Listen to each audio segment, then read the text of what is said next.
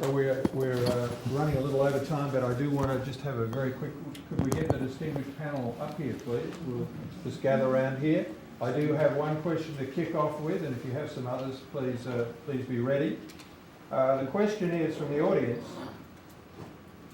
is it possible to integrate the end phase of products, that is disposal of products, in the price as well as the transportation? In other words, to extend the concept of the supply chain to the end eventual disposal or recycling of the product. I'll take a stab at it, at least initially. Okay. Cheers. I mean, conceptually, we've been looking at, in different business models, the idea of sort of the rental of the product. In other words, you don't own the carpeting, you rent the carpeting for 20 or 30 years for your home, and then when the carpeting goes out, it goes back to the manufacturer. Now, again, this is talked about quite a bit in theory and concept, but I can't speak to what's going on in terms of the actual manufacturers. So, Dennis, is there anything that Steelcase has got rolling on any of this? Yeah, I think the tough part about that is that those costs right now are embedded and hidden. They roll, when in the price of that product, you're seeing those costs in there. So I think part of, as we get more precise and more surgical in how we present that product, that we'll be able to break that out and really look at the costs. That's back to that point of understanding the entire line of sight in that last mile. I think we'll be able to break that out and eventually get to a point where that becomes an element of that. But I think it's really going to be dependent upon product life. Yes. Maybe electronics, it's a little more doable and a little more foreseeable. Absolutely. Your iPad 1 when it's replaced by an iPad 2. Right, we'll work, we're going to pass things around. So- But with something like a 30-year window, like carpeting or other things, it's really, there's a lot of unknowns there. I've got a question for you, Martin, if I may. Please? It appeared that the total supply chain value is something like 9.5% of GDP, something like that. Mhm. Normally, we think of transportation as being about 3%. So, is what we normally think of as transportation, is that just the tip of the iceberg? You see different measures in terms of that. I mean, I've seen measures of transport as a percentage of GDP of being as high as 20%. If you look at it as logistics costs, there's a whole host of administrative and other kinds of costs tied into the logistics side of the supply chain. So it's really hard to know. I would say, I think I can say with a fair amount of confidence that behind housing in the U.S., I think transport is probably the second biggest industry and all its associated supporting industries. Mm-hmm. I don't have any doubt in my mind. Mike might have something to add on that. Michael? Just a tiny bit. I've thought about this and written about this. The problem is exactly as you described. It's how do you measure it? So one of the problems is that externalities don't get counted. So one of the things that was found by people who were pro-deregulation, demonstrating that deregulation was a great thing, they showed that we had had this pretty substantial decline in the cost of transportation, but it turned out that most of that decline, about 80% of that decline, was in the decline in compensation for the people doing the work.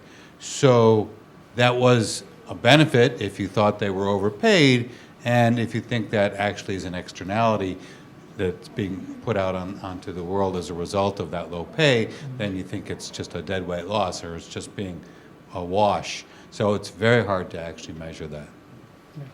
So, Michael, speaking of externalities, what do other countries do? Can you quote any countries that actually include the externalities of emissions, safety, and so on in their pricing of transportation? I think the problem is universal. But I brought up Australia. Can I say that right? Australia. I'm working at it. So I got my hat. I didn't wear it today. The Australians are doing well at this in trying to figure out how to incorporate the safety component in chain of responsibility so that the shipper, we still haven't figured out, they haven't figured out exactly how to implement this, but the idea is there, so that's a good start.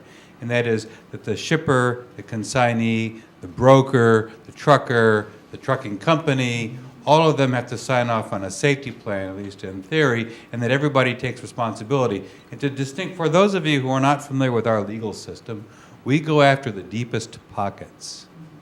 So whoever has the most money is the most liable. I mean, they can tell you all sorts of things, but it always ends up those with the deepest pockets are liable. And so this Australian model, although they are a common law country just like we are, they are trying to figure out how to make those who've actually created the problem be responsible for the problem. The way it's done in the United States, and I'm an expert witness on a lot of trials, so I've seen this happen, is that for a lawyer to successfully get a shipper or a 3PL held responsible for a crash, for example, you have to prove willful negligence on their part. So it's very hard to pierce that corporate veil and get to that. And in fact, if that's more transparent, then the shipper will say, I want a high safety performance carrier because I have a lot at risk. And so once that happens, everything starts to change. I think that's the answer to the question.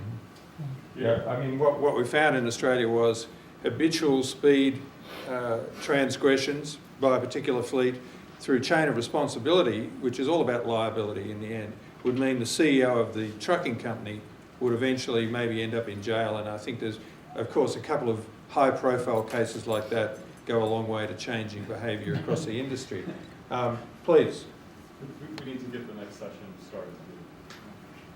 We've transgressed as far as we can, I think. You're now 20 minutes over. Mark has spoken. So I want to thank the panel. Really do.